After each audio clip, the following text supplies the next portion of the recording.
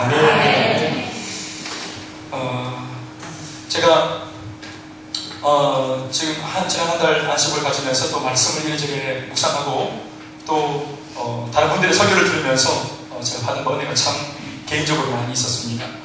그리고 또 남이 해주는 밥을 정말 긴장 없이 주일날 마음 편하게 그 예배를 드린 적이 언제인가 좀 싶을 정도로 사실은 차를 타고 이렇게 교회로 올 때 사역을 하면은 설교해야 되는 부담감이 있고 그렇기 때문에 또 주신 마음을 이 마음의 그릇에 담아가지고 제가 잘 이렇게 유통해서 잘 전달해야 되는 책임감이 있으니까 이제 마음이 항상 두근반 세근반 이 말 누가 알겠냐 내밖에 모르는데 제가 사실은 큰 소리 치지만 요방에서 막 쫄고 두려워하고 그렇게 제가 참 하는 것이 많이 있습니다. 근데 그런 긴장이 없이 이렇게 앉아가지고 진짜 목사님 기도하고 해주신 밥을 한 먹으려고 이렇게 딱 앉아있으니까 참 여러 가지로 또 은혜 되는 게 있는 것 같습니다.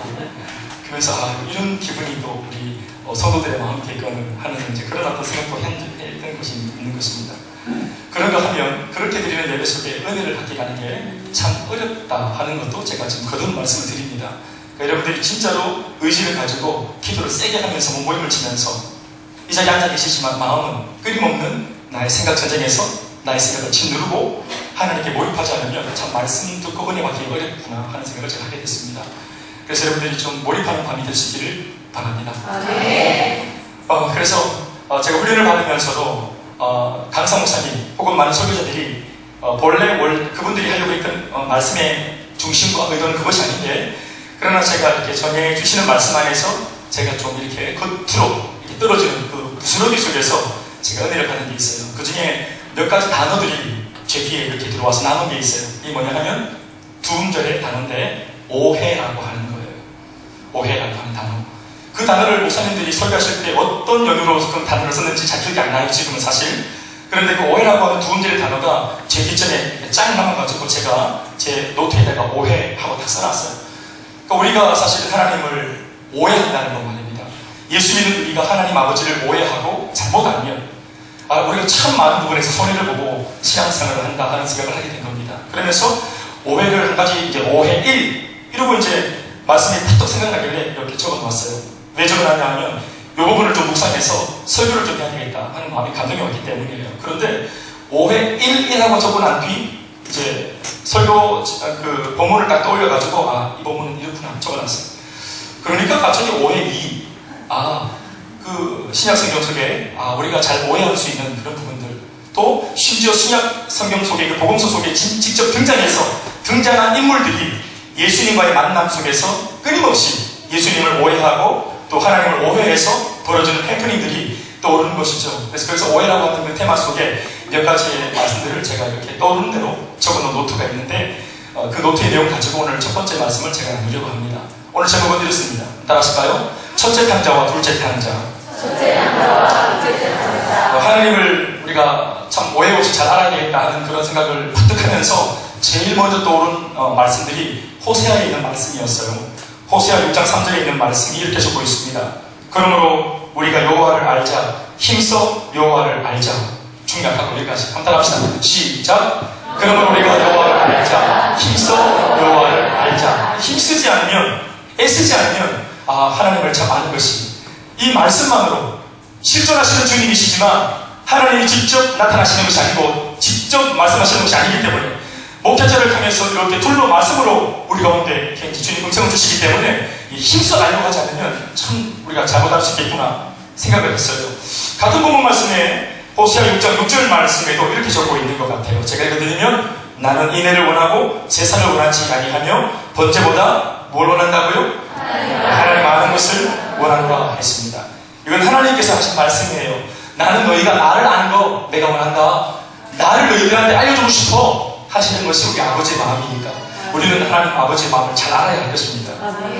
우리 잘 아는 말씀 있죠? 바울이 또 저 신약에서 멋진 말씀으로 또 하나님에 대한 이 알미 얼마나 고상한 것인지를 그렇게 언급해 놓은 말씀이 있어요. 빌립보서 3장 8절에 있는 말씀인데 우리 잘 아는 말씀이죠. 읽어봅시다. 시작.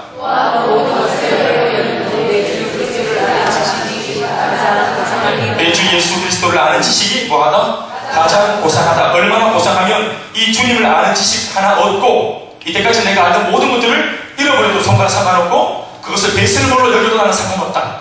이렇게 할 정도로 주님을 알아가는 지식이 참 고귀하다. 그렇게 되어갔습니다. 사랑하는 여러분, 원수마귀가 항상 우리 주변에서 좋지 못한 일들로 우리에게 나쁘게 역사한다는 사실을 우리가 알아야 되겠죠? 그렇습니다. 우리가 주님을 암과 동시에 영적인 지식 중에서 사탄이 우리들한테 역사하는 것도 우리가 알고 있어야 돼요. 사탄이 불신자들한테는 여러분 어떻게 역사하고 어떻게 일합니까? 한 가지로 말하면 어떤 상황이나 사건을 통해서든지 하여튼 불신자한테는 사탄이 뭘 중심으로 역사합니까? 하나님을 뭐하지 못하도록? 네, 믿지 못하도록 그렇게 역사합니다. 그러니까 불신의 마음을 계속 갖고 있도록 그렇게 역사합니다. 못 믿도록. 그러면 여러분 예수를 믿어서 성도가 되고 신자가 된 사람들한테는 사탄이 역사하지 않는 것입니까? 그것이 아니죠. 신자들에게도 사탄이 역사합니다. 불신자에게 역사하는 것처럼. 그런데 덜컥 예수를 믿어버렸어요. 그러니까 못 믿게 하는 이제 작전은 실패했단 말이지. 그러면 포기하는 게 아니라 예수를 덜컥 믿어버린 이 성도를 놓고 사탄이 이제 몰입하는 것은 뭐냐 하면 믿긴 믿되 믿어버렸으니까 이제 돌이킬 수 없고 믿긴 믿되 어떻게 하는 것이 사탄의 목적입니까? 잘못 믿게 하는 것입니다. 여러분 후폭풍이 어떤 게 더 클 것 같아요? 불신자들이 하나님을 안 믿는 그 후폭풍이 클 것 같습니까? 예수를 믿게 되었는데 잘못 믿고 살아가는 사람들의 후폭풍이 클 것 같습니다. 잘 하셨습니다. 잘 아신 거예요. 어느 것이 더 큰 후폭풍이 있냐면 예수를 믿긴 믿는데 잘못 믿는 것. 예수님을 왜곡되게 믿고 오해하면 그 잘못 믿는 사람들의 행실로 말미암아 더 큰 안 좋은 여파가 세상에 그 파장이 미쳐져서 많은 사람들이 하나님을 오해하고 또 아주 그냥 왜곡되게 생각해서 떠나가게 될 것이고 좀처럼 그렇게 전도가 안 될 것입니다. 그러니까 우리가 지금 그 자리에 놓여있는 사람들입니다. 지금 우리 모두는 다 사탄의 예수를 믿고 있는 우리들이지만 사탄의 그 표적이 되어 있고 블랙리스트에 올라가 있습니다. 우리가 예수님을 잘못 못 믿거나 안 믿는 게 아니고 우리가 잘못 믿으면 우리가 믿는 그 잘못된 믿음 때문에 하나님의 나라가 크게 손상될 위험이 크다는 것입니다. 그러니 여러분 여러 가지 입장에서 우리는 예수를 믿되 잘 믿어야 될 줄로 믿습니다. 오늘 본문은 예수님께서 제자들에게 들려주신 비유의 말씀 중에 한 대목입니다. 성경에는 수많은 비유의 말씀들이 기록되어져 있습니다. 예수님이 비유로 참 많은 말씀들을 하셨습니다. 그 중에서도 오늘 이 비유의 메시지는 다른 것이 아니라 하나님 아버지의 마음에 대한 말씀으로 이 세상을 바라보시는 하나님 아버지의 본심을 잘 나타내주고 있는 말씀입니다. 누가복음 15장에는 세 개의 비유가 적혀 있습니다. 예수님이 세 가지로 비유하신 내용이 적혀 있죠. 우리가 잘 아는 대로 첫 번째 비유는 뭡니까? 성경을 우리 다 알고 계시지만 갑자기 물어서 모르는 것이라고 생각하고 누가복음 15장에는 같은 테마로 세 개의 비유가 남아있어요. 첫 번째는 잃어버린 양을 찾는 목자의 모습. 100마리 양 중에서 90마리를 내가 소유하고 있는데 한 마리가 없어졌어요. 그러면 목자가 어떻게 하겠노? 한 마리 버려놓고 99마리가 어디냐 하면서 이 99마리 챙겨가지고 집으로 돌아가나? 아니고 목자의 마음은 99마리를 들판에 두고서라도 잃은 양 한 마리를 찾아낸다. 찾을 때까지 찾는다. 그래서 잃은 양을 찾는 목자 이야기. 두 번째 비유는 뭡니까? 잃은 드라크마를 찾는 여자의 모습입니다. 그래서 이제 목걸이가 있는데 이 목걸이가 10개의 드라크마가 딱 이어져가지고 목걸이 하나를 딱 만들어 놓은 건데 그 중에 드라크마 하나 잃어버렸어요. 그러면 9개의 이제 이 드라크마가 달려있는 이 뼈찬 이 목걸이 그냥 하고 다니면 되는데 왜 하나를 더 찾으려고 애썼을까? 이게 여러분 약혼 증표입니다. 약혼의 증표.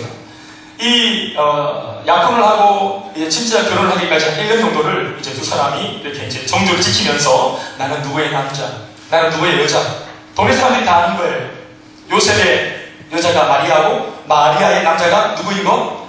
요셉인 것을 그들이 약혼을 했을 때 온 동네 사람들이 증인으로 다 나서서 다 아는 겁니다. 그래서 어떤 총각도 요셉의 여자인 마리아를 건들지 않습니다. 또 이렇게 모시지 않고 반대도 마찬가지, 상대적으로도 마찬가지, 요셉도 마찬가지. 왜냐하면 이미 정혼한 여자가 있고 남자가 있기 때문에 그 증표가 뭐냐 하면 10드라크마 목걸이입니다. 그러니까 이것은 단순한 어떤 액세서리가 아니라 중요한 그런 어떤 정표가 되겠죠. 내가 당신을 사모하고 흠모하면서 이 약속한 이 내용의 목걸이를 내가 1년 동안 참으로 기도하는 마음으로 지켰다. 뭐 이런 어떤 의미가 있겠습니다. 그런데 드라크마 목걸이 10개 그 드라크마 중에서 하나를 잃어버렸다 했을 때 9개로 족하지가 아니라 하나를 반드시 찾아내야 됩니다. 그래야 언제나 이게 상징이 되기 때문에 그렇습니다. 우리 여자분들 잘 이해할 수 있겠습니까? 예, 이것이 진주 목걸이 한 세트입니다. 그분이 주신 그 남자가 세 봅니다. 맨날 와가지고 그렇게 하는 거죠. 얼마나 마음 다해 사모하고 있는가 뭐 이런 것이겠죠. 그러니까 찾아내는 겁니다. 그런데 제가 여러분이 이걸 뭐라고 말합니까? 제가 이 글자들을 말할 때 여러분들이 글자들을 잘 확인하셔야 되는데 첫 번째 비유는 잃은 양을 찾는 목자 이렇게 말을 했고 두 번째는 잃은 드라크마를 찾는 여인이라고 말을 했는데 세 번째 비유의 제목이 뭐냐 하면 잃은 아들을 찾은 아버지 이렇게 되어 있어요. 자, 어떤 글자가 좀 표시나게 다른지 확인하셨어요? 예, 찾는과 찾은 예, 이걸 뭐라고 합니까? 이걸 조사라고 합니까? 요 뒤에 게 예? 하여튼 이게 달라요. 네. 찾는다는 표현은 무슨 표현이죠? 주어인 이 주인공이 적극적으로, 능동적으로 자기가 찾는 걸 말하죠. 찾으는 뭘까요? 네? 완료되어진 상황이죠? 여러분, 제가 지금 부금 딸려가지고, 원래 지금 제가 의대된 병은 아닌데, 좀 여러 세고 있습니다. 자, 찾는다는 것은 지금 행동을 하는 것이고, 찾은 것은 종료가 된 것인데, 제가 여러분에게 말하고 싶었던 것은 약간 좀 수동적인 의미가 있다 하는 내용을 말하고 싶었던 것입니다. 왜 그러냐면, 세 번째 비유를 보면, 둘째 아들이 집을 나갔는데 아버지가 적극적으로 그 아들을 찾으러 가요, 안 가요? 안 가요. 근데 어떻게 아들을 찾았어요? 아들이 돌아오는 바람에 아들을 찾았어요. 그러니까 적극적으로 찾아 나선 게 아니고 아들이 돌아오는 바람에 상황이 종료되어서 이게 얻어버린 거예요. 어떻게 보면. 양을 잃어버렸는데 이것은 찾을 때까지 적극적으로 찾아 나섰단 말이에요. 드라크마도 잃어버렸을 때 여자가 찾을 때까지 열심히 쓰고 닦아가지고 찾아낸단 말이에요. 그런데 둘째 아들이 집을 나갔는데 이 세 번째 이야기에서는 아버지가 둘째 아들을 찾으러 안 나가요. 그냥 문 밖에 기다려요. 그러다가 몇 해가 지나 아들이 거짓골로 나타났는데 아버지 입장에서는 찾은 게 아니고 찾아 나선 게 아니라 그냥 얻어버려서 그가 돌아오는 바람에 상황이 종료된 거예요. 그러니까 능동적으로 찾은 게 아니라 이 말이죠. 찾은. 그런데 여러분 얻어버린 것처럼 보이는 이 세 번째 비유. 사실 예수님이 이 비유를 왜 말했냐면 하나님 아버지의 마음이 일어났다. 예수를 믿지 않는 불신자가 하나 있을 때 혹은 잘 교회 생활을 하다가 떨어져 나간 그런 성도가 하나 있을 때 하나님의 마음이 어떤 거냐, 본심이 어떤 거냐 하면 그 영혼을 찾아 나선다. 적극적으로 주님을 찾아 나선다. 목자처럼 그 여인처럼 찾을 때까지 찾아 나서는 것이 아버지의 본심이다. 아멘입니까? 네, 그렇죠. 그런데 세 번째 비유에 보면 아버지의 모습을 오히려 더 적나라한 비유인데 아버지라는 인물이 나오니까 어떠한 마을에 두 아들의 아버지라는 인물을 등장시켜가지고 하나님 아버지 마음의 어떤지를 거기서 비유로 표현하는데 그런데 정작 그 아버지라고 하는 두 아들의 아버지는 둘째 아들이 집 나갔을 때 안 찾아났었어요. 그냥 가만히 기다리고 있었어요. 앞서 있는 두 가지의 비유의 내용하고 조금 이것이 상충되는 것처럼 느껴져요. 찾아 나선 목자, 찾아 나선 여인. 그런데 아버지는 찾아 나서지 않아요. 여러분 지금 제가 뭘 강조하고 싶은지 알겠습니까? 이 아버지의 모습, 찾아 나서지 않은 그저 대문 바깥에 앉아가지고 아들만 돌아오기를 하염없이 기다리고 있었던 이 모습이 어떻게 아버지의 마음일까? 왜 하나님 아버지가 그루가 있을까? 이 수동적인 모습의 아버지를 우리가 오늘 묵상해 봅니다. 그러나 우리가 알 것은 세 번째 비유의 강조점은 찾아 나서는 것은 아니지만 예수님이 아버지의 본심을 설명하는 것 중에 강조하고 싶었던 것이 뭐냐 하면 바로 기다림입니다. 기다림. 그것도 적극적인 기다림. 그러니까 매일마다 대원 밖에 나와가지고 해가 칠 때까지 밥 먹고 잠자는 시간 되면 항상 그 아버지는 대원 바깥에 나와서 적극적으로 아들을 기다렸어요. 찾아 나선 것은 아니지만 그냥 기다렸어요. 제가 여러분 양육훈련을 할 때 이 부분을 가지고 제가 말씀으로 한번 다루었던 적이 있는데 기억이 나는 것은 여러분들에게 질문을 했던 것 같아요.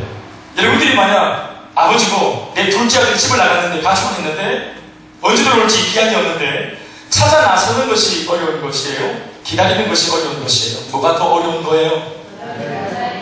잘 생각하고 대답해보세요. 뭐가 더 마음이 막 그냥 쪼여들고 뭐가 더 괴로운 어떤 부분인 것 같아요? 뭐가 더 힘든 것 같아요? 적극적으로 찾아 나서는 것이 그게 수소문해가지고 막 멍들고 막 눈물 쉽게 내가려고 전화기 뿌리고 막 이게 힘들어요. 다리 발품 팔아야 되니 얼마나 힘들겠노. 돈 쓰고 땀 흘리고 말이에요. 깨끗해. 기다리는 것은 대문과 같이 나와서 이렇게 기다리고 있으면 되는 거니까 좀 수동적인 것이니까 덜 힘들 수 있다 생각할 수 있겠지만 심적으로는 기다리는 것이 훨씬 더 저는 힘들다고 생각을 해요. 훨씬 더 힘들어요.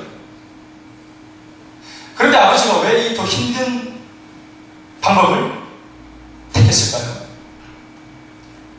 그것은 누구를 위함이죠? 우리가 다 아는 것처럼 둘째 아들을 위함이죠. 왜요? 아버지가 억지로 죄 짓고 있는 아이 두들겨 패가지고 억지로 끌고 오는 것보다 이 아이가 직접 진짜 인생의 쓴맛을 경험하고 바닥치고 세상이 얼마나 무섭고 험한 곳인지를 경험하고 그리고 천부여 의지 없어 빈손으로 딱 돌아오면 이제 이 아이는 다시 나갑니까 안 나갑니까? 다시 안 나가죠. 그런데 아버지가 끌고 오면 또 토끼입니다. 여차합니다. 그리고 하는 말이 뭡니까? 내가 이럴 줄 알았어요. 아버지 왜 나를 또다시 데려오셨어요? 아버지 때문에 이런 요따구 소리 또 시작하게 그렇게 완전히 지나서 진짜 개고생하고 그리고 진짜로 인생 박살나고 다 털리고 막 그렇게 되어져서 바닥을 치고 그러나 아버지가 늘 기도했을 거라고 생각해요. 하나님. 그러나 깨닫긴 깨닫되 인생의 바닥을 책임지되 머리털 하나 상하지 않게 하시고 생명이 보존되게 하셔서 하나님 돌아올지라도 언제나 돌아오겠지만 그 길이 더 짧아질 수 있도록 더 빠른 길에 바닥을 치고 돌아올 수 있도록 아마 아버지 날마다 그 문 밖에서 저는 그렇게 기도하며 기다렸을 거라고 생각을 해요. 동의하십니까? 이 비유에서 우리는 이 시비를 향한 또 나를 향한 아버지의 마음을 읽어야 합니다. 이것이 바로 우리가 오늘 묵상해야 될 첫 번째 둘째 아들이 보여주는 아버지에 대한 오해입니다. 첫 번째 오해. 그것은 하나님께서 나를 적극적으로 찾아 나서지 않고 있다는 생각. 나는 버려졌고 가치가 없다는 생각입니다. 우리가 다 아는 것처럼 이것은 오해입니다. 지금도 주님은 여전히 우리에게 찾아오십니다. 기다리고 계시는 것처럼 보이지만 한편으로는 우리를 찾아오십니다. 기다리시기도 하시고 찾아오시기도 하십니다. 어떻게 찾아오십니까? 지금 우리에게 말씀으로 찾아오십니다. 말씀으로 찾아오시고 또 성령의 감동으로 우리에게 찾아오시고 또 믿음의 동료들에게 또 대화하는 중에 또 목사님의 어떤 권면의 말씀 통해서 셀더와 대화하는 중에 권면의 말을 통해서 지체들의 또 응답의 사람들의 말을 통해서 나에게 찾아오십니다. 그리고 어떤 상황과 사건 속에서도 주님 우리를 찾아오십니다. 무엇보다 예수님을 우리들한테 보내주시면서 예수님을 통해 우리를 찾아주셨습니다. 나를 찾으시기 위해서 주님이 오셨는데요. 또 그리고 주님이 오신 것은 이미 완료된 상황이기 때문에 이제는 우리가 그 하나님 앞에 어떤 모습으로든지 반응해야 합니다. 내가 반응해야 되고 내가 주님께 발견되는 일에 적극적이어야 합니다. 결국은 둘째 아들이 기다리는 아버지한테로 돌아온 것처럼 사실은 마음속에 죄책감도 있고 미망도 있었지만 돌아왔던 것처럼 우리가 때때로 신앙생활 할 때 보면은 기도를 할 때나 또 내가 계획한 일들을 앞에 놓고 사회생활을 할 때 내가 마음먹고 꿈꾸던 대로 일이 잘 풀리지 않으면 우리는 항상 하나님을 떠올리고 또 마음속에 표현하든 표현하지 않든 원망할 때가 참 많습니다. 다른 사람들은 은혜도 척척 받고 간증들도 참 이런저런 간증들이 많이 생기는데 나한테는 그런 일들이 좀째 생기지 않고 또 간증들이 잘 생기지 않고 기도도 이게 응답인지 아닌지 잘 감이 없을 때 그럴 때 사람들의 간증을 들으면 더 마음속에 우라통이 터지고 의문이 일어나고 하나님께 원망이 쏟아질 때가 얼마나 많은지 모릅니다. 은혜 받으라고 우리가 말씀을 전하고 또 간증도 듣는데 오히려 은혜 주시는 말씀 하나님의 어떤 본심을 자꾸 얘기할 때 그것이 뒤틀리면서 참 이 마음속에 하나님을 용납하기 어려운 그런 부분들을 많이 만납니다. 그러나 그럼에도 그때도 주님이 바로 나를 찾아오시는 때입니다.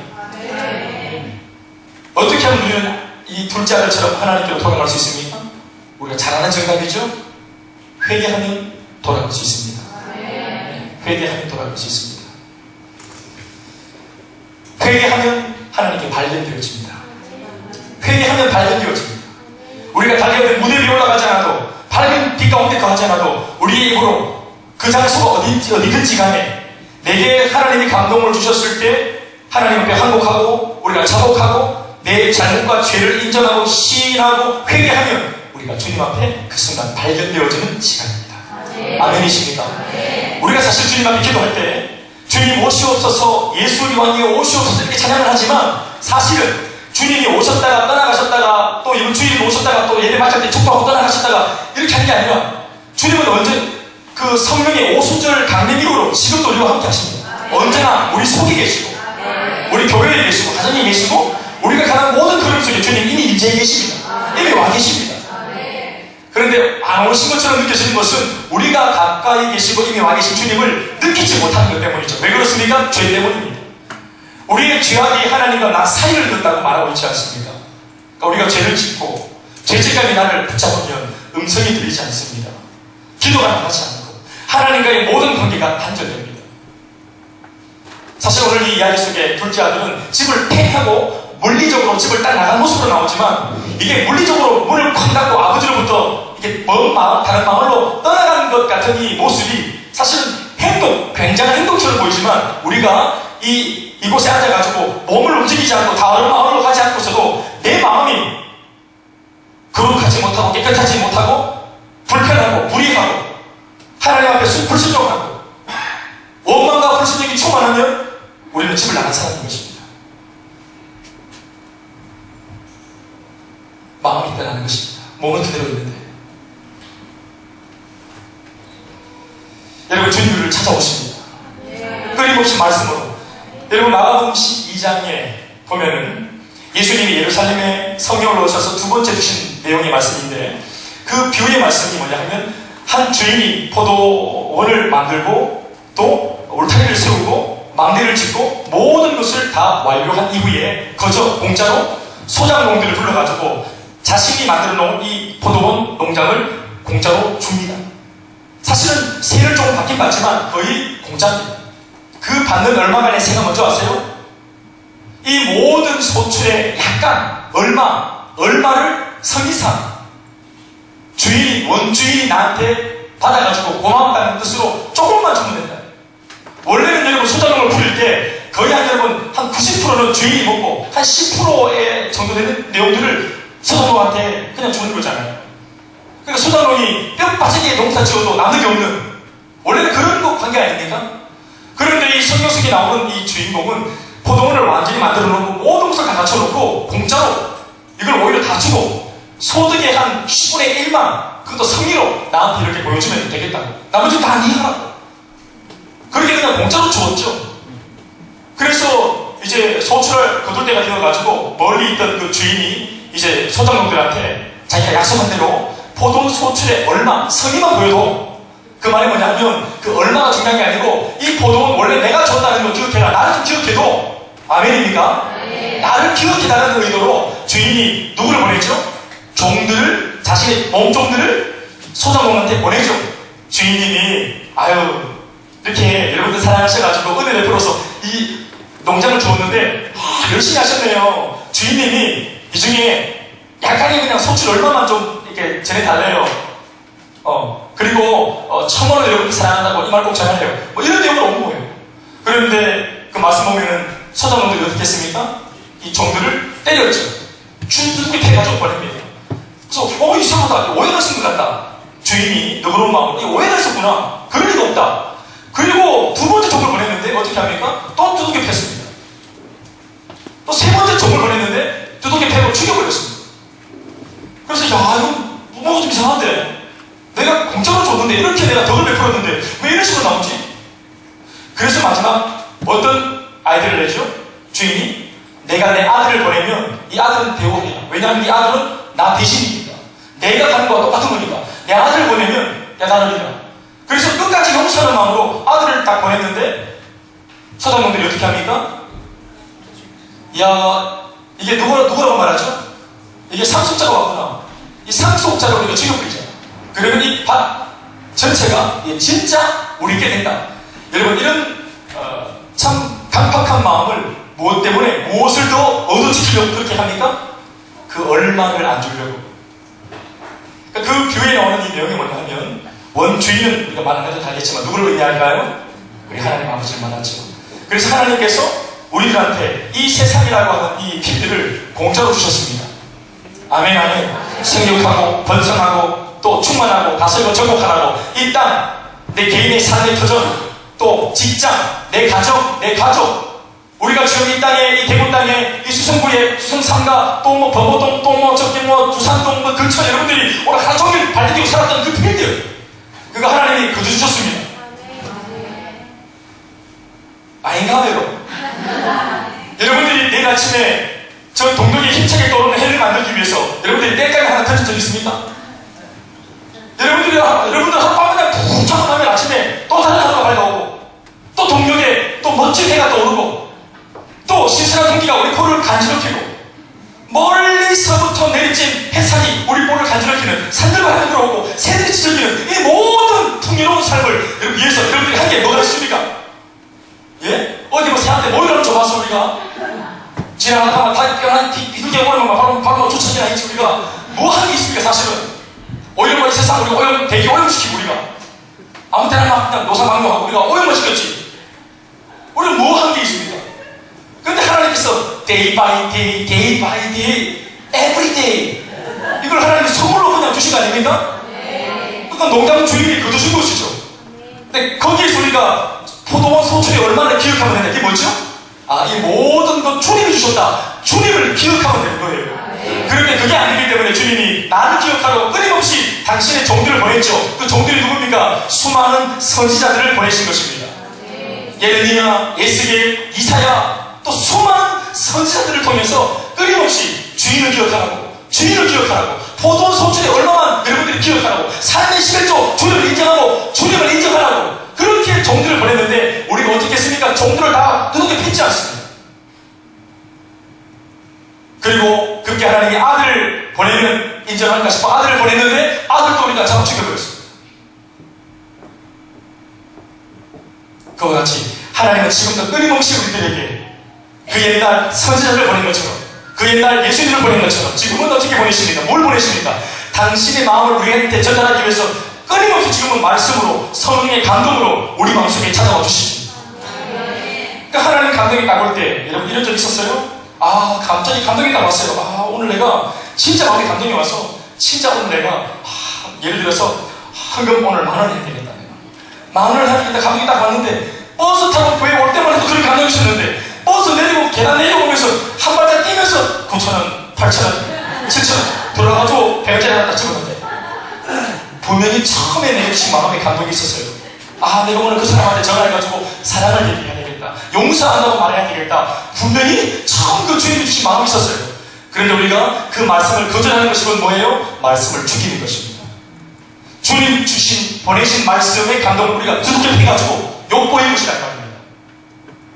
성령의 감동, 말씀의 감동, 말씀의 교훈들을 우리가 끊임없이 부정하고 어금니를 꽉 깨물고 내 마음 지키겠다고 말하는 그 영적 싸움이, 여러분 우리가 말씀 앞에서의 전쟁은 우리가 져야 합니다.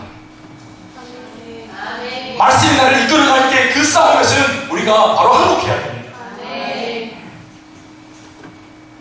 그럼 우리 하나님 말이 뭡니까? 하나님 날 버렸다는 거예요. 내가 기도에 응답하지 않고 오염이다. 둘째 아들처럼 멀리 떠나가지고 지가 잘못해놓고 아버지가 찾아가시지 않는다고, 그 수많은 종들 중에 한 사람도 나한테 보낸 적이 없다고, 내가 비록 가축을 했지만 어떻게 할지 이렇게 매장할 수 있노? 여러분, 아버지 매장합니까? 아버지 날마다 기다리셨습니다.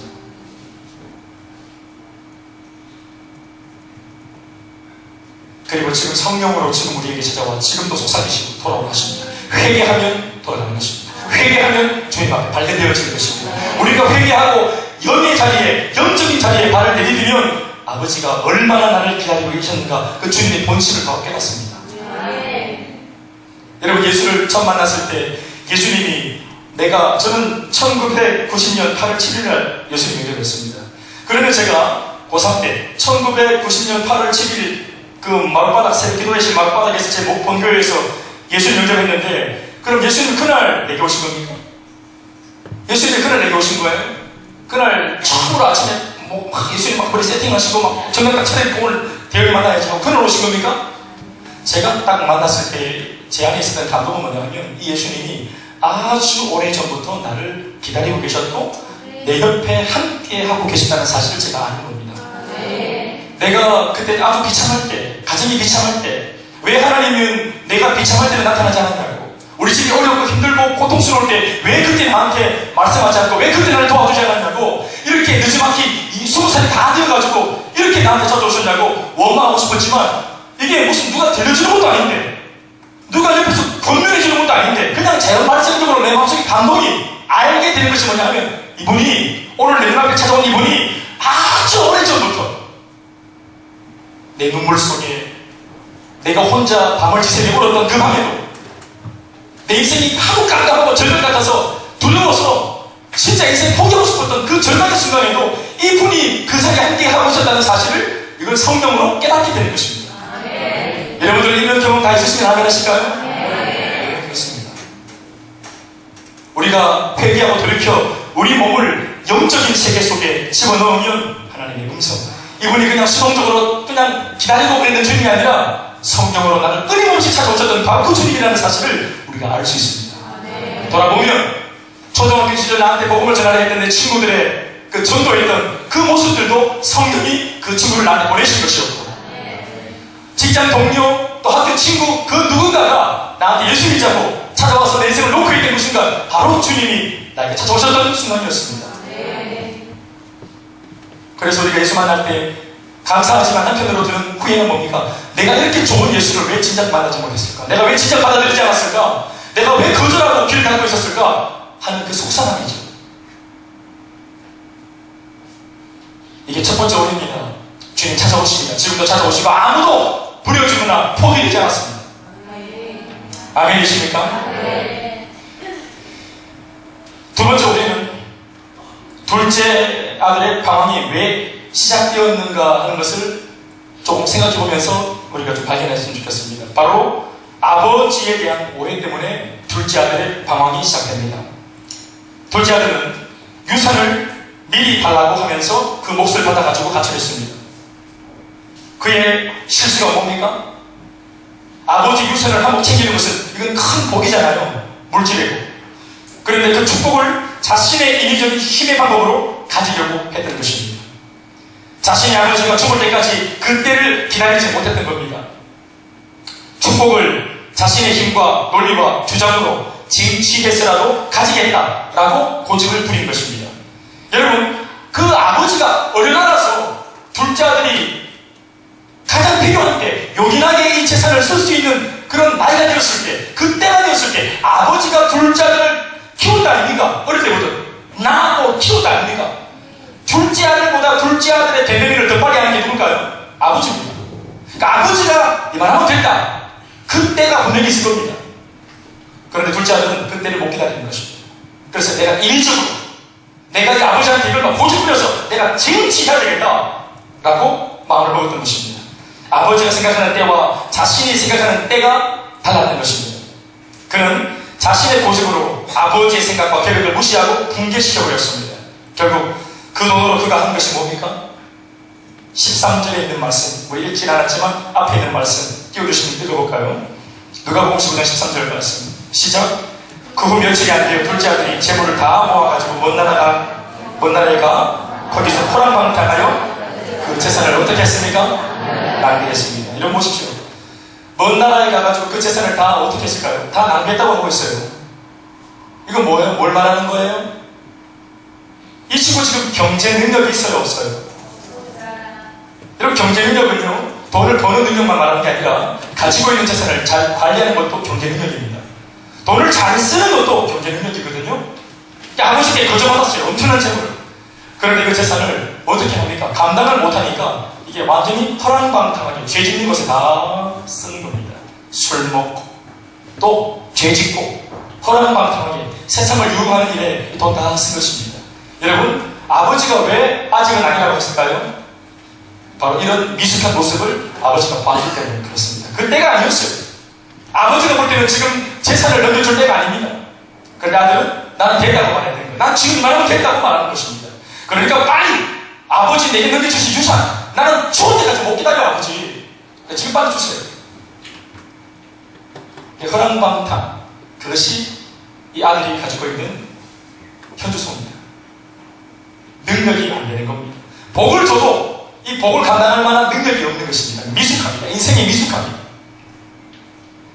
그리고 이어지는 14절 보실까요? 가진 돈은 다 써버렸고요. 14절이 이렇게 됐어요. 시작. 다 없애고 그 나라에 크게 뭐까지 들었어요? 흉년이 들어 그가 비로소 궁핍한지라.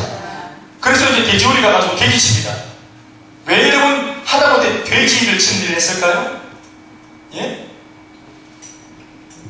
돼지는 부정한 동물 아닙니까? 하나님께서 내인 저주받은 짐승 중에 한 마리인데 그 외에 다리가 갈라진 굽이 있는 그 돼지를 치는, 돼지에게 밥을 먹이는, 돼지보다 못한 직장에 들어갔을까요? 위기 대처 능력도 이 친구가 없었던 것입니다. 흉년이 들었을 때, 이 어려운 난관을 만났을 때 이걸 헤치고 나갈 만한 사회 적응 능력이 없었습니다. 그걸 누가 알았다고요? 아버지가 한 것입니다. 그래서 이 재산은 참 귀하고 가치로운 것인데 이 가치로운 것을 아무리 줘도 이 가치를 알지 못하니까 이걸 말로 줘도 배로도 못 쓰는 사람이 되는 것이죠. 오히려 그 재물 때문에 오히려 더 죄를 지게 돼요. 축복으로 줬는데 그 축복 때문에, 그 축복거리 때문에 오히려 하나님과 멀어지고 죄를 짓는 사람. 둘째 아들은 아직 성숙하지 못했던 겁니다. 그것을 아버지는 알고 계셨던 것이고 자신도 모르는 자신의 모습을 아버지 알고 계셨습니다. 언제나 아버지가 옳습니다. 아버지의 판단과 선택이 언제나 옳습니다.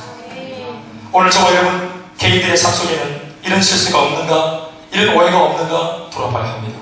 나 자신의 인생을 망치는 장본인이 아버지가 아니에요. 그 재산도 아니고 흉년도 아닙니다. 상황도 아니에요. 어려운 상황도 아니에요. 정작 자신의 인생을 드라이브에 가기에 미숙했던 자기 자신이 자기 인생을 망치게 한 장본인입니다. 우리 모두는 다 인생이 미숙한 사람이에요. 미숙한 것이 잘못은 아닙니다. 그러나 하나님 말씀 안에서 성숙해지면 되니까. 그런데 성숙할 수 있는 그 말씀이 내게 들려주는 기회를 우리가 외면하는 것은 큰 잘못을 하는 것입니다. 내가 회복할 수 있는 곳, 기도할 수 있는 자리, 예배드려서 주님을 만날 수 있는 자리, 내가 하나님 앞에 발견되어지고 성장할 수 있는 자리를 외면하는 것은 잘못인 것입니다. 우리는 다 미숙합니다. 그래서 우리는 책임지고 성장하고 성숙되어져야 합니다. 여러분들 스스로를 위해서라도 우리를 항상 아버지의 앞에, 우리가 아버지 앞에 있도록 해야 될 점이 있습니다. 그리고 여러분 내가 원하는 만큼 은혜를 받지 못하고 뭐 축복이 안 들어온다 그래서 우리가 땡깡 부릴 거 없습니다. 우리가 왜 아직까지 부여하지 못하냐면 여기 나오는 둘째 아들처럼 우리가 경제적인 능력이 미숙하기 때문인지 몰라요. 솔직히 우리가 지금 집에 한 100여 개 있으면 이 밤에 기도하면 누가 나오겠어요? 쫄 치고 지금 뭔가 힘들기 때문에 기도하는 거 아니겠어요? 그렇게 쫄아내도 질병이 있고 뭔가 우리 삶에 뭔가 부족한 것이 있고 결핍이 있으니까 하나님 아버지 앞에 엎드리고 나왔는데 그 결핍을 치워달라고 엎드리고 기도하다가 더 큰 거 받는 것입니다. 아멘입니까? 그게 하나님께서 우리에게 문제 주시는 이유입니다. 문제를 해결해 주기 위해서가 아니고 문제를 주신 하나님의 의도는 나를 가지라고. 하나님으로부터 떨어지는 은혜의 부스러기가 아니라 하나님 당신 자신을 만나고 나 자신을 가지라고. 주님 우리를 문제를 줘서라도 움직이게 만드십니다. 그래서 우리가 찬양하잖아요.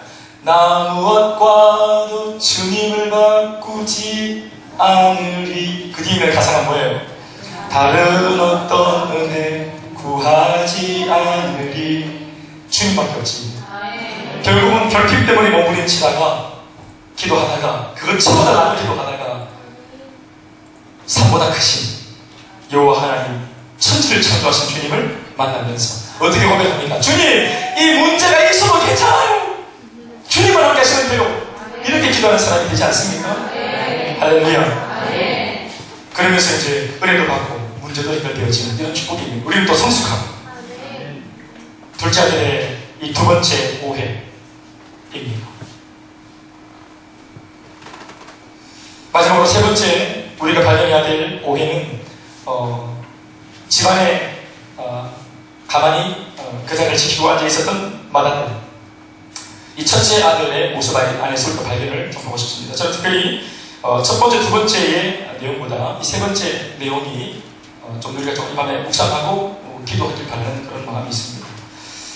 밭에 있다가 풍악 울리는 소리를 듣고 이 첫째 아들이 돌아오죠. 이미 둘째 아들은 이제 회개하고 돌아왔고요. 돌아오니까 아버지가 뭐 거리가 먼데도 둘째 아들 머리 털만 보고도 둘째 아들이 왔다고 그 냄새만 맡아도 이야 이 둘째 왔네 바로 쫓아가는 거예요. 실내만 딱 봤는데 둘째다 빠스락 소리만 들었는데 둘째다. 그리고 쫓아간 겁니다.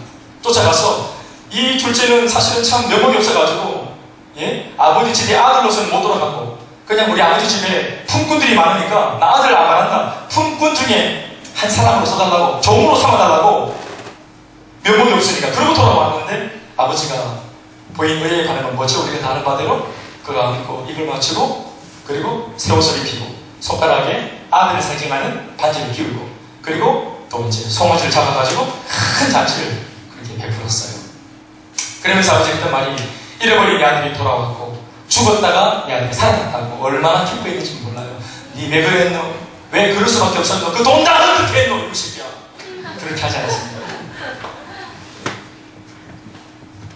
CCTV TV 가지고 막 어떤 짓을 했는지 다 확인하고 그렇게 하지 않았습니다.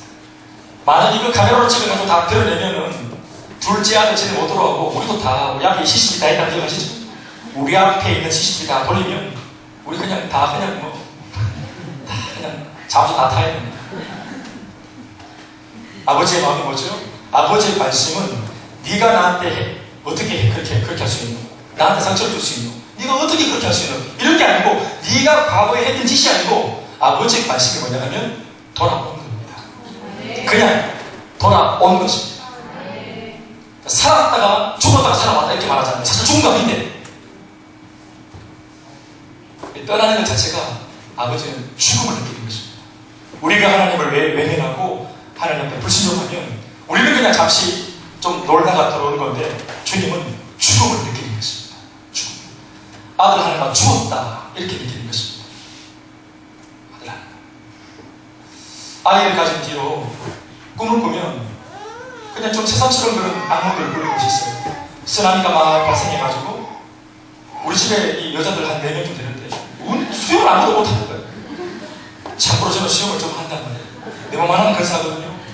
근데 꿈속에 쓰나미가 터져가지고 뭐 쓰나미 터져 헤엄치고 이렇게 또 이제 뭐 이렇게 나무 쪽을 잡고 이렇게 또 이제 근사하고 이렇게 하는 건데 그 이제 그 붙어 있는데 막 이 여자 4명이 물에 빠져가지고 서로 막 여보 또 아빠 첫째가 둘째가 셋째가 그렇게 하니까 이거 어떻게 근사하고 싶으니까 막 마음이 안 좋대요.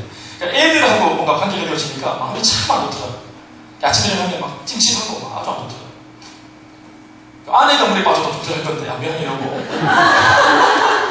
근데 막 애들 특히 우리 4살짜리 막내가 뭐 할 줄 알겠어요. 그러니까 물에 빠지면 이놈이 막 물에 빠져서 어저그리는 모습 생각하면 이게 생각을 하다가도 머리를 확 제가 이게 막 흔들면서 생각 자신을 제가 이렇게 잊으려고 하는 뭐 그런 모습들이 저한테서 나옵니다. 그런 것처럼 자식을 한번 모험을 하는 겁니다. 인생 경험 한번 해봐야 되겠습니까 아버지? 저 한번 나가겠습니다. 그리고 지금 한번 모험하는 건데 아버지는 죽음을 느끼는 것입니다. 죽음.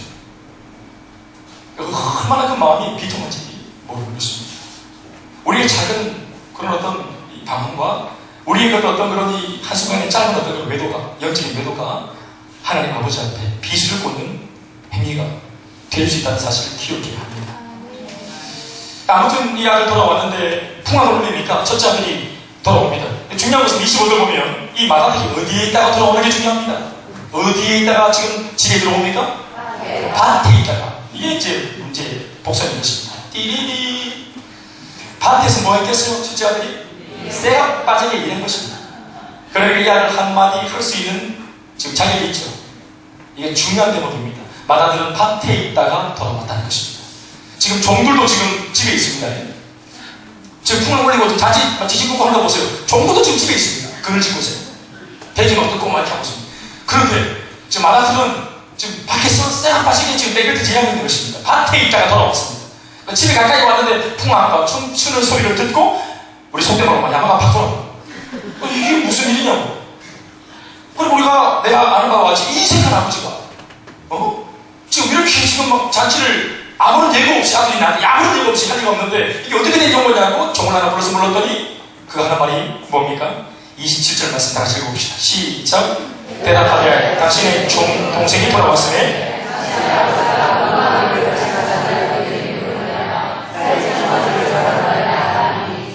28절 그가 바로 어떻게 반응합니까? 노하여 들어가보자 하지 아니하거늘 아버지가 나와서 보는데 뭐 이렇게 되어 있습니다.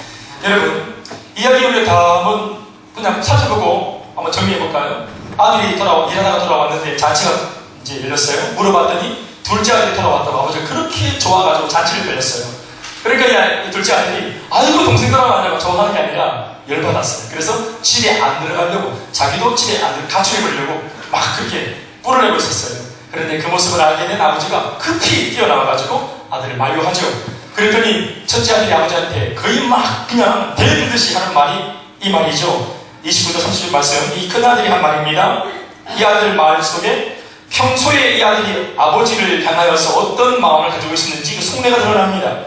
아버지께 대답하기를 내가 여러 해 아버지를 섬겨 명을 어김이 없거니 내게는 염소 새끼라도 주어 나와 내 벗으로 즐기게 하신 일이 없더니 아버지의 살림을 창녀들과 함께 삼켜버린 이 아들이 돌아오매 이를 위하여 살찐 송아지를 잡으셨나이다. 그리고 확 화가 난 것입니다. 여러분 이 아들 어떤 마음입니까?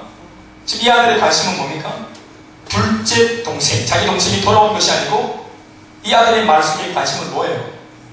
나 자신입니다.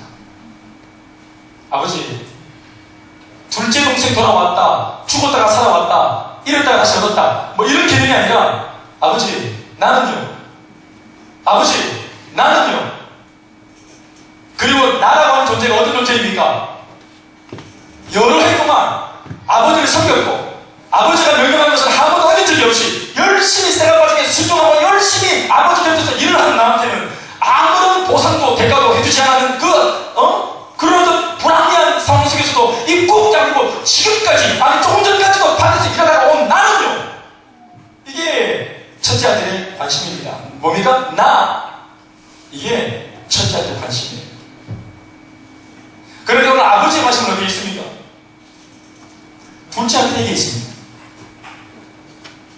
오늘 이 아버지의 관심이 하나님 아버지의 관심입니다. 우리 하나님 아버지의 관심이 어디에 있습니까? 이런 영혼을 찾는 데 있습니다. 죽은 영혼을 다시 살리는 것에 있습니다. 하나님의 관심이 나를 향해 있지 않고 다른 사람들, 지금 죄 짓고 있는 죄인들, 하나님을 모르는 불신자들에게 아버지의 관심과 마음이 가있다고 생각하니까 예수를 믿긴 믿지만 나는요 하는 소리가 우리 가운데 나오는 것입니다. 하나님의 관심이 나를 향해 있지 않다고 생각하니까 분노가 차오르고 섭섭한 마음이 끊임없이 내 속에 끌어오는 것입니다. 사랑하는 여러분, 우리가 복음서를 보면 예수님께서 한 2번 정도 아주 드러나고 평안하게 눈물을 흘리신 장면이 기록되어 있습니다. 이 눈물 속에 담긴 주님의 본심을 발견할 수 있겠죠. 눈물을 그냥 흘리는 것이 아니니까 이 적극적인 애달파하는 이 눈물 속에서 우리가 주님께서 어떤 상황 속에서 우셨는가, 그냥 마음이 좀 불편하다가 아니라 눈물을 흘려서 그 애통한 마음을 표현하실 정도로 예수님이 우셨다면 그 눈물 속에서 어떤 상황 속에 어떤 모습을 보이면서 주님은 애달파하는가 우리가 알 수 있는 것입니다. 그게 한 2가지 나오죠. 첫 번째는 바로 누가복음 19장 41절에서 42절에 있는 말씀입니다. 이 말씀 먼저 하면 이렇게 시작. 가까이 오사 성을 것을 보시고 이르시되 너도 오늘 평화에 관한 일을 알았다면 좋을 뻔하였거니와 지금 네 눈에 숨겨졌도다. 이 말은 뭐냐면 예루살렘 성에 예수님 올라오셔가지고 복음을 아무리 전파해도 이제 마지막 일주일 공생일 남겨놓고 시한도가 때가 찼는데 이제 마지막 한 4일 5일 남겨놓고 빨리 나를 믿고 회개하면 살 수 있다고 말하면서 돌이키라고 예루살렘 성에서 예루살렘 주민들한테 끊임없이 말씀을 전하는 그 예수님의 말씀을 그 예루살렘에 있는 사람들이 못 알아들었어요. 말씀을 못 알아들었으니까 회개할 줄 몰랐고 자기는 아무런 문제가 없다고 말하는 사람들이었습니다. 그때 예수님께서 눈물을 펑펑펑 흘리면서 아주 평안하게 펑펑펑 우시면서 했던 말입니다. 그것도 어떤 상황입니까? 예루살렘에 살던 주민들이 전부 다 나와가지고 종려가지로 흔들면서 낙이 타고 들어오신 예수님 보면서 호산나 다윗의 자손으로 오신 예수님 막 환영할 때 우리는 이제 고난하고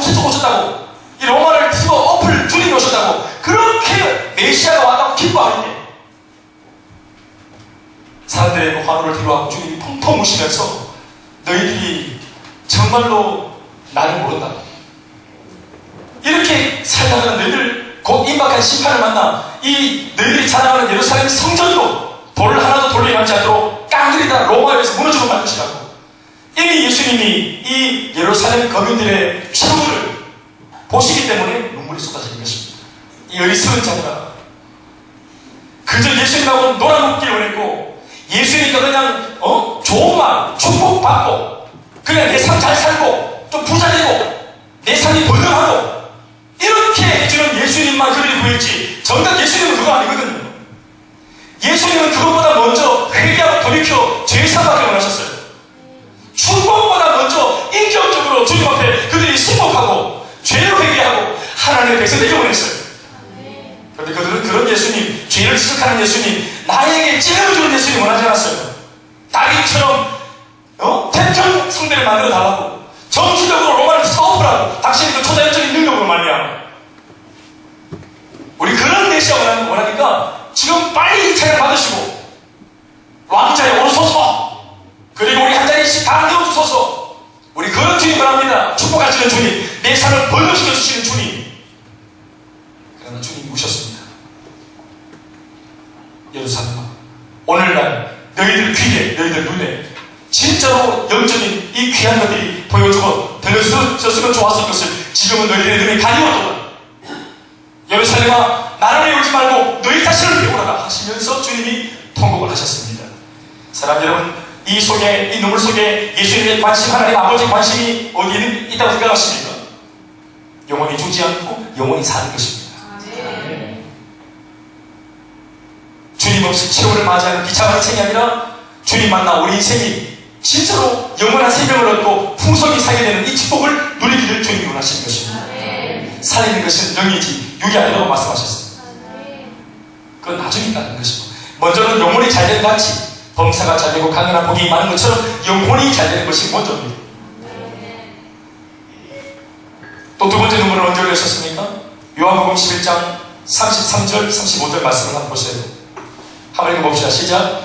예수께서 그가 우는 것과 또 함께 온 유대인들이 우는 것을 보시고 심령에 비통이 일으키시고 불쌍히 여기사 이르시되 그를 어디에 두었느냐 이르시되 주여 와서 보옵소서 하니 예수께서 눈물을 흘리시더라. 우리 잘 아는 말씀입니다.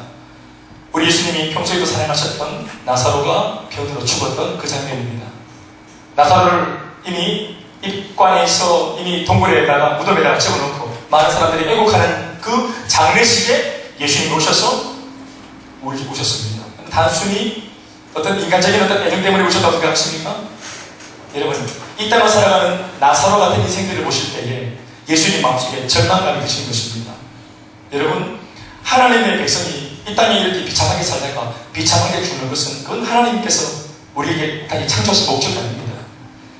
주님께서 이 땅에 우리를 허락하신 이유, 우리의 생명 80평생, 90평생이 이 땅에 왔다 갈 때에 이렇게 여러분 죽음의 문제, 삶의 애와 애통, 이 문제를 이기지 못해서 병들어 고통하고 죽어나갈 빠지는 이런 모습을 주님이 원하시는 것이 아닙니다. 복음 안에 가난한 자는 부유하게 되고 포로된 자는 자유를 얻게 되고 눈먼 자는 눈이 남고 눌린 자는 해방되어지는, 그것이 질병이든 인생의 고달픔이든 관계든 물질이든 그 어떤 문제에도 우리가 누리지 않고 승리하는 삶을 주님이 원하십니다. 나사로는 죽음 앞에 무릎 꿇었고 이 사망과 죽음의 거실 앞에 이 실패하고 비통에 빠졌습니다. 여러분, 그것이 아닙니다. 예수 안에서는 이 죽음이 애통해야 될 문제가 아닌 줄 믿습니까? 예수 안에서는 이 사망과 죽음, 우리의 이 별세가, 우리가 이 숨들어지는 운명이 이게 끝이 아니잖아요. 그래서 죽음 앞에서 우리가 애곡하고 절규하고 한탄하지 않습니다. 우리 영원한 지목이 있기 때문에. 그런데 그들에게 그런 것이 없었습니다. 그래서 주님이 나사로와 똑같은 운명을 갖고 살아가는 이 땅의 비통한 인생들을 보시면서 눈물을 흘리셨습니다. 복음이 없으면 사는 것도 비참한 것이고 죽음도 비참한 것입니다. 복음이 없으면. 그러나 복음이 있으면 사는 것도 기쁨이고 죽음마저도 우리들한테는 축복이며 우리의 설레임이고 기대인 줄로 믿습니다. 이런 것으로 우리가 볼 때에 하나님 아버지의 마음이 뭐죠? 영원히 사는 것입니다. 죽었던 영혼이 사는 것, 떠나버린 영혼이 돌아오는 것, 주님을 만나는 것.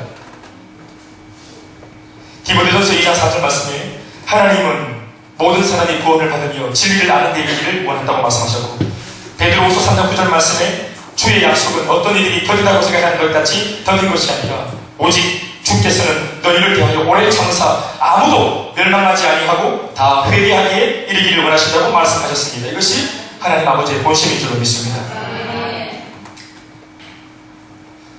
오늘 이런 하나님 아버지의 관심과 첫째 아들의 관심은 멀었습니다. 끊임없이 잃어버린 영혼, 죽어있는 영혼이 아니라 나 자신이었기 때문에 하나님이 하는 말, 행동, 그분의 사고방식이 하나도 내 마음에 들지 않는 것입니다. 왜 저런 식으로? 왜 저렇게 둘째 아들을 기뻐하고? 왜 이런 식으로 이 돈을 낭비하는가? 평소에 옆에 붙어서 이렇게 자기를 위해서 애쓴다는 왜 몰라주는가? 이게 첫째 아들의 불평이었습니다. 하나님의 마음은 뭡니까? 하나님은 교회와 성도들의 주된 관심 역시도, 이 첫째 아들의 관심 역시도 자신, 아버지와 같기를 바라셨다고 저는 생각합니다. 동생이 돌아왔다 얘야. 나한테는 둘째 아들이지만 너한테는 너의 혈육이고 너의 동생이잖아. 아비 내가 말하기를 죽었던 아들이 돌아왔다고 말하는 이 고백과 같이 너 또한 죽었던 내 동생이 돌아왔다고 말하는 것이 그게 나와 너의 공감되어야 되지 않겠니? 우리가 왜냐면 가족 공동체니까. 나한테는 남편이지만 너한테는 아빠잖아. 나한테는 아니지만 너한테는 엄마고. 우리 식구가 살아왔는 거예요. 우리 식구가 돌아왔다. 가족 공동체가 가지고 있어야 되는 것입니다. 그런데 첫째 아들은 지금 가족이 아니에요. 표면적으로만 가족이지 물리적으로만 한 자리에 있는 같은 자리에서 밥 먹고 하는 잠을 자고 하는 가족이지, 궁극적으로는 오늘 자신이 말하는 것처럼 그 많은 내용을 들여다보면 둘째 아들, 자신의 동생을 향한 그런 간절함과 애틋함과 그 기뻐하는 마음이 전혀 없어요. 끊임없이 자신의 말의 내용의 중심은 나입니다. 아버지 나는요. 여러분, 그 첫째 아들은 이 자신의 아버지를 크게 오해했습니다. 자신은 아버지의 관심을 사는 방법이 뭐라고 생각을 했던 것 같습니까, 여러분? 일. 열심히 일하면. 우리 아버지 돈 좋아하니까. 우리 아버지 좋아하는 돈 많이 벌면, 열심히 일해서 소득이 많으면, 뼈 빠지게 일해서 더 많은 수익을 얻어서 아버지 품에 안겨주면 내가 인정받으리라. 내가 더 사랑받으리라. 그런데 아직까지 아버지가 별로 그렇게 사랑한다는 말도 없고 내식도 없고 표를 안 하네? 그러면 어머니들 때문에 사랑받고 인정받기 위해서 더 일해야 됩니다. 일, 작년보다 더 많은 일, 더 많은 세력, 더 많은 스케일이 어떤 그런 일들, 프로그램, 더 큰 어떤 업적을 남기고, 그러면 아버지가 날 인정했지 하면서 이미 여러 해를 그렇게 어금니 깨물고 불평도 한마디 안 했어요. 무서운 사람이죠? 불평도 한마디 안 합니다. 그리고 한 번도 명을 얻은 적 없어요. 순종하는 사람입니다. 열정적인 사람입니다. 여러 해 동안 섬긴다는 것으로 봐서 아주 열정이 지속적인 사람이죠. 성실한 사람입니다. 여러분, 교회에서 딱 볼 때 이런 사람 일꾼입니다. 우리가 그냥 딱 보면 일꾼입니다. 일꾼. 열정이 있죠. 그리고 순종하죠. 그리고 그것을 지속적으로 하죠. 이런 사람이 일꾼이 아니면 누가 일꾼이겠습니까? 그런데 일꾼인데 오늘 아버지의 관심과 이 아들의 관심이 멀리 있습니다. 이 아들이 아버지를 오해하고 있는 것입니다. 사랑하는 여러분, 사랑이라는 게 뭐죠? 사랑은 관계입니다. 여러분, 특별히 아버지와 아들과의 관계는 사랑의 관계잖아요. 아멘, 아멘. 그리고 여러분, 아버지와 두 아들의 관계는 사랑의 관계인데, 그러면 두 아들들은 각각 아버지하고 어떤 관계입니까? 첫째 아들은 아버지가 사랑하는 아들입니다. 제가 볼 때 둘째 아들은 어떤 관계인가? 첫째 아들보다 아버지가 더 사랑하는 아들입니다. 자, 여러분, 사랑이라고 하는 개념을 조금만 우리가 좀 심플하게 생각해 봅시다. 여러분, 사랑은 우리가 사랑을 주는 것인데 받는 것보다는 준다고 하는 의미에서 볼 때 사랑은 여러분 누가 더 많이 가져가야 됩니까? 사랑을 누가 더 많이 줘야 됩니까? 사랑 받기에 합당한 자격과 조건을 갖춘 사람한테 사랑을 더 많이 주는 것이 맞습니까? 사랑이 필요한 사람한테 사랑을 주는 것이 맞습니다. 여러분들이 자식들을 키울 때, 예? 야, 저런 거 진짜 사랑을 더 줘도 될 만하다. 완전 막 진짜 뭐 지속적이고 열정적이고 입 다물고 순종하고 그런 아들이 이렇게 있겠고, 지가 혹시 말 안 듣는, 말귀를 못 알아듣는, 지가 소리 지르고 지가 놀라고 막 이렇게 정신상한 우리 집 얘기를 하고 있는 것입니다. 여러분들은 어떤 애한테 사랑이 더 갑니까? 더 사랑을 주겠다고 마음 먹습니까? 이 부모의 입장에서? 사랑은 여러분, 자기를 가진 사람한테 더 주는 게 아니고 사랑이 필요한 사람한테 더 주는 것입니다. 공감하시면 아멘 하십시오. 이 아들 여러분, 첫째 아들 여러분 부족함이 없는 아들입니다. 사실. 그런데 둘째 아들은 너무 부족해요. 그래서 아버지가 더 사랑하는 겁니다. 첫째 아들과 둘째 아들의 권리가 사랑함과 안 사랑함의 관계가 아니고 사랑함과 더 사랑함의 관계입니다. 왜냐하면 사랑이 더 필요하기 때문입니다. 아버지가 보는 관점은 이 아들은 지금 너무 부족하기 때문에 우리가 더 품어주고 더 우리가 양육하고 더 안아주고 결점을 지적하고 공격하고 짜그러뜨리기보다는 인정하고 용납하고 품어주면 앞으로 사랑 무시할 것이라고 보는 것입니다. 그래서 이 위대한 일에, 이 위대한 새벽에 첫째 아들아, 맏아들아, 너도 동참할 수 없겠니? 너도 형의 사랑을 보여줄 수 없겠니라고 형아 그 첫째 아들한테 사랑을 지금 요청하고 있는 거예요. 아버지가 우리 같이 사랑해주자고. 그런데 첫째 아들 하는 말은 나를 더 사랑해주지 않는다고 불평하고 있는 것입니다. 여러분, 이미 이 둘째 아들, 첫째 아들 이미 사랑을 받고 있습니다. 이미 아버지 아들입니다. 아버지가 하는 말이 뭡니까 여러분? 이 한마디에 다 들어있습니다. 31절 말씀 다 같이 시작. 아버지가 이르되 예, 너는 항상 나와 함께 있으니 내 것이 다 네 것이다. 보십시오. 아버지가 말하는 제일 중요한 요점이 뭡니까? 내가 너와 항상 함께 있다는 겁니다. 내가 너한테 사랑을 더 주고 말고 이게 아니고 나로부터 네가 뭘 더 가지고 이게 아니고 그냥 아버지의 무엇인가가 네한테 뭐 더 줬다 말다 이 개념이 아니라 내가 성부일째 항상 너와 함께 하거든. 내가 네 기가 그로 아버지의 모든 것을 이미 너에게다. 첫째 아들은 열심히 일을 해서 아버지한테 인정받아서 아버지의 재산으로부터 주머니에서 뭔가를 더 얻으려는 계획이 있었습니다. 그러니까 이 아버지를 함께 있는 동안 못 누린 거예요. 아버지와의 관계는 누리는 것입니다. 누리는 것. 반일을 물론 하지만 아버지한테 인정받으려고 반일을 하는 게 아니라 내가 아버지의 아들이기 때문에 그냥 일을 누리는 것입니다. 이 일을 해서 행복해지게가 아니라 행복한 내가 반일을 하는 거예요. 그 아들이 집에 있든 밭에 있든 어디에 있든 내가 아버지 아들로서 이 모든 특권을 누리는 것입니다. 무언가를 해서 인정받는 게 아니라 그래서 인정받지 못하면 내 속에 불평이 터져 나오는 것이 아니라 우리가 이미 이 모든 것을 다 가지고 있는 사람들입니다.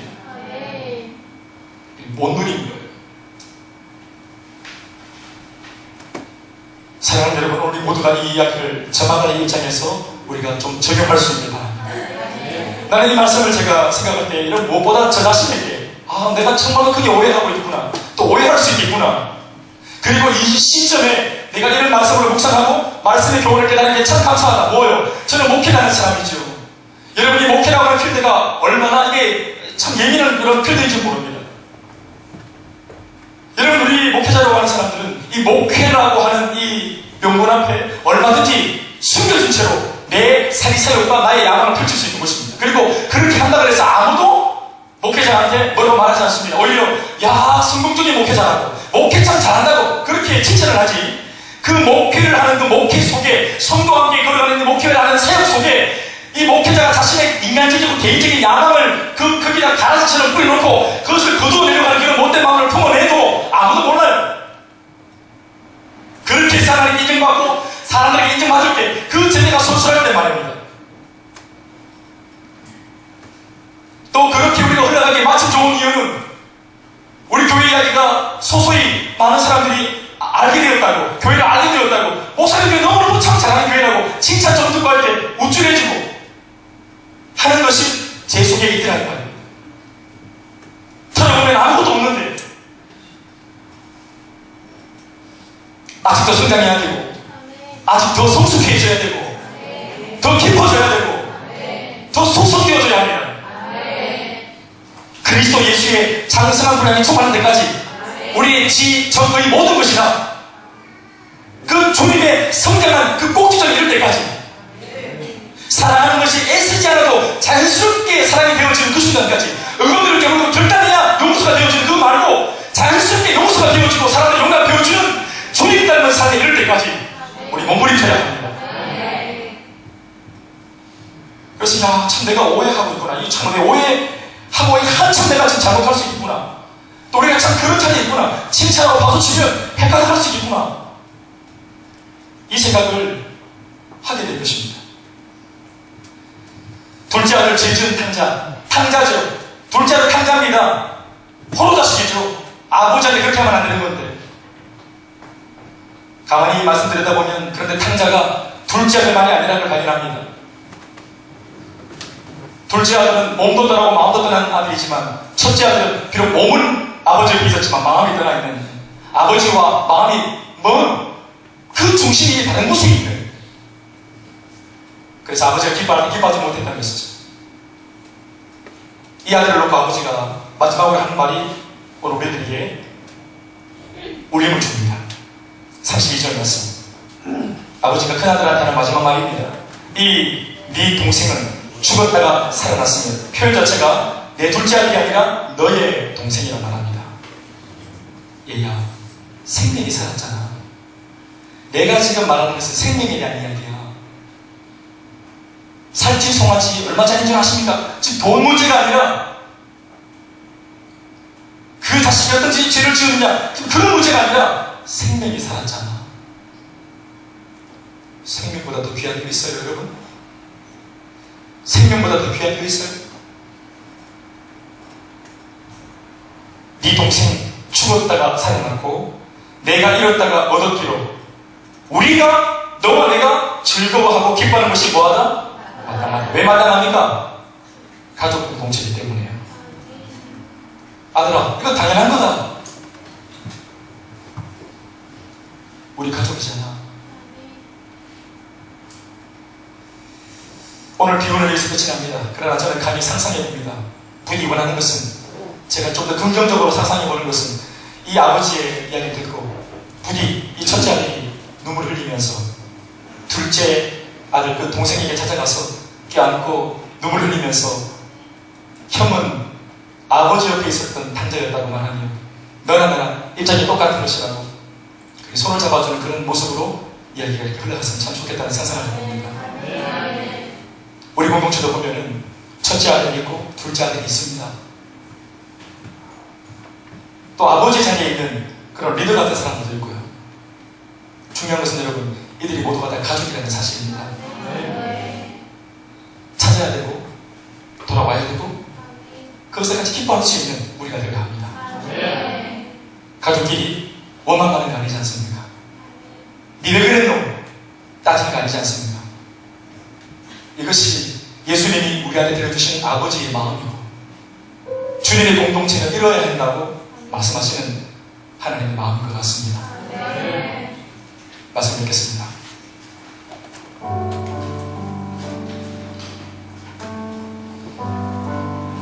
우리 모두가 다 상처가 참 많습니다. 둘째로 그냥 이렇게 있다가 내가 내 인생 그냥 이렇게 사라지는 거 아닐까, 이름없이 밑도 없이. 둘째는 그것이 무서웠기 때문에 둘째 콤플렉스를 한번 이겨보려고 첫째 제끼고 아버지 재산 주세요 하고 자기를 드러낸 것 같습니다. 참 우리가 인생 자체가 열등합니다. 우리가 복음이 없으면 우리가 얼마나 열등한 인생인지 모릅니다. 인생이 열등하기 때문에 반칙하는 것입니다. 수단과 방법을 가리지 않고서라도 내가 살아남아야 되겠다 하는 자기 생존 본능 때문에 주님이 나를 책임지신다 하는 믿음이 없으니까 내가 나를 건사하고 책임지려고 하니까 이런 복잡한 인생이 되는 것 같습니다. 첫째 아들, 첫째지만 여전히 마음속에 많은 열등감, 또 많은 오해가 있는 것 같습니다. 가장이라고 하는 무거운 부담감이 있으니까 모든 것을 내가 책임져야 된다고 생각하니까 일을 열심히 하는데 기쁨이 없어요. 이게 의무와 책임감으로 뭔가를 하긴 하는데 그 속에 기쁨이 없고 즐거움이 없고 누리는 것이 없어요. 그러니까 인생이 고달파지는 거예요. 누가 그러시더라고요. 예수 잘못 믿으면 병든 신앙생활 한다고. 골매든다고 그렇게 하시더라고요. 주님과 아무런 상관없는 사역, 그래요. 사역해야 되지만 주님과 아무런 상관없는 사역할 수 있죠. 고생만 빼빠지게 하고 시간, 물질, 우리 모든 거 다 들고 달려가는데도 결국은 아버지 마음과 맞지 않는 병든 우리의 섬길 수 있습니다. 우리 신앙생활 마찬가지입니다. 이 말씀이 우리 가운데 오늘 주님 되어서 우리가 주님을 하시는 그 괴력을 안에 들어와서 건강한 신앙생활, 주님과의 아름다운 관계를 맺고 그 아버지